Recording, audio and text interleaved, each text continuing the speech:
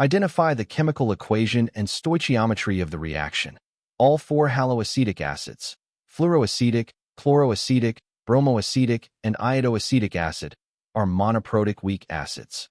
When titrated with sodium hydroxide, they react according to a 1-to-1 stoichiometric ratio, where 1 mole of hydroxide ions reacts with 1 mole of the monoprotic acid to form water and the conjugate base. Ha plus OH to the power negative gives A to the power negative plus H2O. Define the equivalence point of a titration.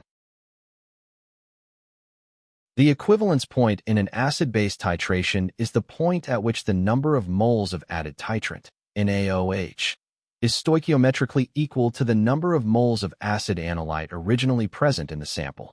For a monoprotic acid titrated with a monoprotic strong base, this occurs when the moles of OH to the power negative added equals the moles of HA originally present in the flask.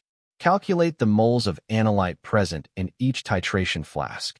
The problem specifies that the student titrates 10.0 milliliters samples of 1.0 molar solutions of each of the haloacetic acids. Because the initial concentrations and volumes are identical across all trials, each sample contains the exact same number of moles of acid analyte. Moles of acid equals molarity times volume equals 1.0 moles per liter times 0.0100 liters equals 0.010 moles of acid. Thus, equimolar amounts of each acid are being analyzed. Determine the required volume of titrant. Because every sample contains exactly 0.010 moles of a monoprotic acid, each titration requires exactly 0.010 moles of NaOH to reach the equivalence point. Since the exact same standard NaOH solution is used as the titrant for all runs, the volume of NaOH solution needed to supply this amount of base is identical for all four acids, identifying option C as the correct choice.